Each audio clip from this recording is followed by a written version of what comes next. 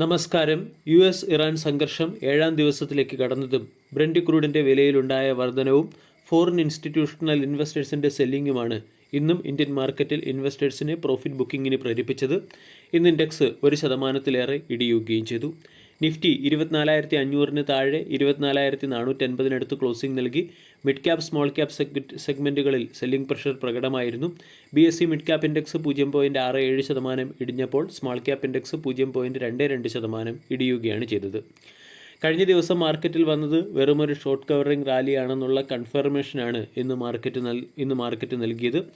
കൂടാതെ ഇറാൻ വാർ അവസാനിപ്പിക്കുന്നതിന് തനിക്ക് മുകളിൽ പ്രത്യേക സമയപരിധിയോ പ്രഷറോ ഇല്ലെന്ന് അമേരിക്കൻ പ്രസിഡന്റ് ഡൊണാൾഡ് ട്രംപ് പറഞ്ഞത് മാർക്കറ്റിനെ കൂടുതൽ വോളറ്റൈലാക്കുകയും ചെയ്തു. മാർക്കറ്റ് ഇടിഞ്ഞതിന് പിന്നിൽ ഏറ്റവും പ്രധാന കാരണം ബ്രന്റ് ക്രൂഡിൻ്റെ വിലയിലുണ്ടായ വർധനവ് തന്നെയാണ്.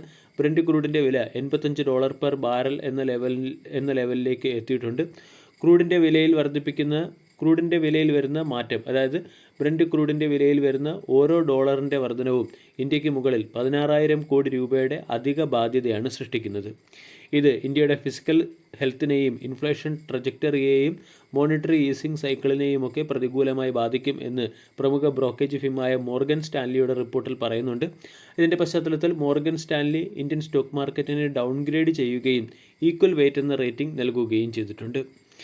അതേസമയം റഷ്യയിൽ നിന്നും എണ്ണ വാങ്ങുന്നതിന് 30 ദിവസത്തെ സമയപരിധി അമേരിക്ക നൽകിയിട്ടുണ്ട്. ഇത് ഇന്ത്യൻ മാർക്കറ്റിനെ സംബന്ധിക്കുന്ന ഒരു പോസിറ്റീവ് അപ്ഡേറ്റ് ആണെങ്കിലും മാർക്കറ്റ് നിരക്കിനേക്കാൾ $5 ഉയർന്നാണ് ബാരലിന് $5 ഉയർന്നാണ് റഷ്യ എണ്ണ നൽകുന്നത്. ഇത് ഓയിൽ മാർക്കറ്റിംഗ് കമ്പനികളെ വീണ്ടും പ്രഷറിലാക്കാൻ സാധ്യതയുണ്ട്. ഫോറിൻ ഇൻസ്റ്റിറ്റ്യൂഷണൽ ഇൻവെസ്റ്റേഴ്സിൻ്റെ തുടർച്ചയായ സെല്ലിംഗ് മാർക്കറ്റിനെ സംബന്ധിക്കുന്ന ഒരു പ്രധാന കൺസേൺ തന്നെയാണ്.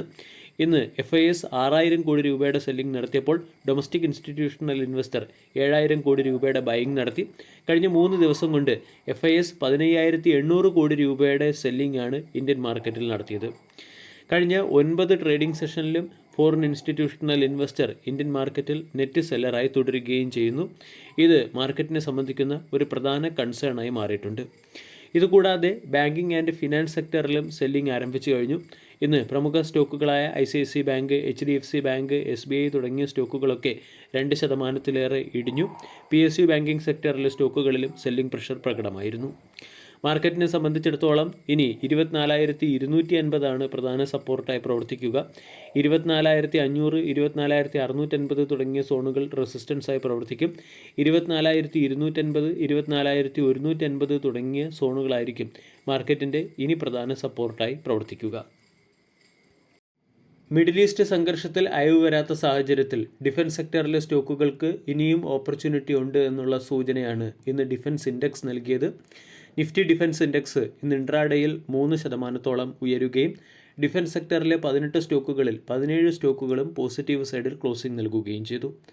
ഇന്ന് എടുത്തു പറയത്തക്ക പെർഫോമൻസ് കാഴ്ചവെച്ചത് ഷിപ്പ് ബിൽഡിംഗ് സെക്ടറിലെ സ്റ്റോക്കുകളാണ്. Garden Reach ship builder, Mazagon dock ship builder തുടങ്ങിയ സ്റ്റോക്കുകൾ 7% ഉയർന്നപ്പോൾ കൊച്ചിൻ ഷിപ്പ് യാർഡ് 4%-ആണ് ഉയർന്നത്. പല പ്രമുഖ ബ്രോക്കേജ് ഏജൻസികളും ഡിഫൻസ് സെക്ടറിലെ സ്റ്റോക്കുകളിൽ ബൈ റെക്കമെൻഡേഷൻ നൽകുന്നുണ്ട്. പ്രമുഖ ബ്രോക്കേജ് ഫിമായ Antique stock broking firm defence സെക്ടറിൽ, പ്രത്യേകിച്ചും ഷിപ്പ് ബിൽഡിംഗ് സെക്ടറിൽ കൊച്ചിൻ ഷിപ്പ് യാർഡ് എന്ന സ്റ്റോക്കിനെയാണ് സജസ്റ്റ് ചെയ്യുന്നത്. കൊച്ചിൻ ഷിപ്പ് യാർഡിന് ബൈ എന്ന റേറ്റിംഗും ഹയർ സൈഡിലുള്ള ടാർഗറ്റും നൽകുകയും ചെയ്തിട്ടുണ്ട്. മുമ്പ് പ്രമുഖ ബ്രോക്കേജ് ഫിമായ ആൻറ്റിക് കൊച്ചിൻ ഷിപ്പ് യാർഡ് എന്ന സ്റ്റോക്കിൽ ബിയറിഷ് ഔട്ട്ലുക്കാണ് വെച്ച് പുലർത്തിയത്. കാരണം കമ്പനിയുടെ ഓർഡർ ബുക്ക് ഏറെക്കുറെ സ്റ്റാഗ്നൻ്റ് ആയതുകൊണ്ടാണ് സ്റ്റോക്കിന് ബിയറിഷ് ഔട്ട്ലുക്ക് എന്ന റേറ്റിംഗ് നൽകിയത്. അതേസമയം റീസെൻ്റ്ലി കമ്പനിക്ക് ലഭിച്ച ചില ഗെയിം ചേഞ്ചിങ് ഓർഡറുകളുടെ പശ്ചാത്തലത്തിലാണ് ബ്രോക്കേഴ്സിൻ്റെ വ്യൂവിൽ മാറ്റം വന്നിരിക്കുന്നത്. ലോകത്തെ തന്നെ 3ാമത്തെ ഏറ്റവും വലിയ കപ്പൽ നിർമ്മാണ കമ്പനിയും ഫ്രഞ്ച് കമ്പനിയുമായ CMA CGM ഫ്രാൻസ് എന്ന കമ്പനിയിൽ നിന്നും കൊച്ചിൻ ഷിപ്പ് യാർഡിന് 6 liquefied natural gas powered container ഷിപ്പുകൾ സപ്ലൈ ചെയ്യാനുള്ള ഓർഡർ ലഭിച്ചിട്ടുണ്ട്. 1700 20 ഫൂട്ട് ഇക്വലൻ്റ് ശേഷിയുള്ള വെസലുകൾ സപ്ലൈ ചെയ്യാനുള്ള ഓർഡറാണ് കമ്പനിക്ക് ലഭിച്ചത്. 2029 മുതൽ 2031 കാലയളവിനിടയിലാണ് കമ്പനിക്ക് ഈ വെസലുകൾ ലോഞ്ച് ചെയ്യേണ്ടത്. ഈ ഒരു ഡീൽ വഴി ഏകദേശം 3240 കോടി രൂപയുടെ ഫണ്ട് ഇൻഫ്ലോ ആണ് കൊച്ചിൻ ഷിപ്പ് യാർഡിലേക്ക് വന്നിരിക്കുന്നത്. അതോടൊപ്പം തന്നെ LNG പവേർഡ് ആയിട്ടുള്ള കണ്ടെയ്നർ ഷിപ്പ് നിർമ്മിക്കുന്ന ഇന്ത്യയിലെ ഒരേ ഒരു കമ്പനിയായും കൊച്ചിൻ ഷിപ്പ് യാർഡ് എന്ന കമ്പനി മാറിയിട്ടുമുണ്ട്. ഇതിൻ്റെയൊക്കെ പശ്ചാത്തലത്തിൽ കൊച്ചിൻ ഷിപ്പ് യാർഡ് എന്ന സ്റ്റോക്ക് വരും സമയങ്ങളിൽ ഡീസൻറ്റ് പെർഫോമൻസ് നടത്താൻ സാധ്യതയുണ്ടെന്ന് അനലിസ്റ്റുകൾ പറയുന്നു. ഇനി കമ്പനിയുടെ ഓർഡർ ബുക്ക് നമ്മൾ പരിശോധിക്കുകയാണെങ്കിൽ 28,000 കോടി രൂപയ്ക്ക് അടുത്തുള്ള ഓർഡറുകളാണ് കമ്പനിക്ക് ലഭിച്ചിരിക്കുന്നത്. ഇതിൽ തന്നെ പ്രധാനമായും നേവി, കോസ്റ്റ് ഗാർഡ് അതുപോലെ തന്നെ പുറത്തുള്ള കമ്പനികളിൽ നിന്നുള്ള ഓർഡറുകളാണുള്ളത്. ഇവിടെ ഓർഡർ ബുക്കിനോടൊപ്പം തന്നെ ഏകദേശം 94,000 കോടി രൂപയുടെ ഓർഡറുകൾ പൈപ്പ് ലൈനിലുമാണ്. ഇതും സ്റ്റോക്കിൽ വരും സമയങ്ങളിൽ സ്റ്റോക്ക് കൺസിസ്റ്റൻ്റ് ആയിട്ട് റവന്യൂ ജനറേറ്റ് ചെയ്യും എന്ന് ഈ ഫാക്റ്റുകൾ പരിശോധിച്ചാൽ നമ്മൾക്ക് മനസ്സിലാവുകയും ചെയ്യും. ഇവിടെ മറ്റുള്ള പ്രീമിയം കമ്പനികളുമായി താരതമ്യപ്പെടുത്തുമ്പോൾ കൊച്ചിൻ ഷിപ്പ് യാർഡിൻ്റെ ഓർഡറും പൈപ്പ് ലൈനിലുള്ള ഓർഡറുകളുടെയും എണ്ണത്തിൽ കുറവുണ്ട്. മസഗോൺ ഡോക്ക് ഷിപ്പ് ബിൽഡറിന് ഏകദേശം 27,000 കോടി രൂപയുടെ ഓർഡറും ഏകദേശം 2,06,000 കോടി രൂപയുടെ പൈപ്പ് ലൈൻ ഓർഡറുകളുമാണുള്ളത്. അതേസമയം ഗാർഡൻ റീച്ച് ഷിപ്പ് ബിൽഡറിന് 18,000 കോടി രൂപയുടെ ഇൻഹാൻഡ് ഓർഡറുകളും 70,000 കോടി രൂപയുടെ പൈപ്പ് ലൈനിലുള്ള ഓർഡറുകളുമാണുള്ളത്. ഇനി ഡിഫൻസ് സെക്ടറിന് പുറത്തും കൊച്ചിൻ ഷിപ്പ് യാർഡ് എന്ന കമ്പനി അതിൻ്റെ ബിസിനസ് എക്സ്പാൻഷൻ നടത്തുന്നുണ്ട്. പ്രധാനമായും കൊമേഴ്സ്യൽ ഷിപ്പുകൾ മാനുഫാക്ചർ ചെയ്യാനുള്ള ഓർഡറും കമ്പനിക്ക് ലഭിച്ചു. Recently large gas carrier capacity ഉള്ളതും ഏകദേശം 88,000 ക്യൂബിക് മീറ്റർ കപ്പാസിറ്റി ഉള്ളതുമായ 3 ഷിപ്പുകൾ സപ്ലൈ ചെയ്യാനുള്ള ഒരു ഓർഡറും കൊച്ചിൻ ഷിപ്പ് യാർഡ് എന്ന കമ്പനിക്ക് ലഭിച്ചിട്ടുണ്ട്. ഈ ഫാക്റ്റുകളുടെ പശ്ചാത്തലത്തിൽ കൊച്ചിൻ ഷിപ്പ് യാർഡ് 2027 ഫിനാൻഷ്യൽ ഇയറിലെ ക്വാർട്ടർലി റിസൾട്ടിൽ ഡീസൻറ്റ് പെർഫോമൻസ് കാഴ്ചവെച്ചേക്കും. കമ്പനിയുടെ റവന്യൂവിൽ 31% വർധനവ് മാർക്കറ്റ് പ്രതീക്ഷിക്കുന്നുണ്ട്.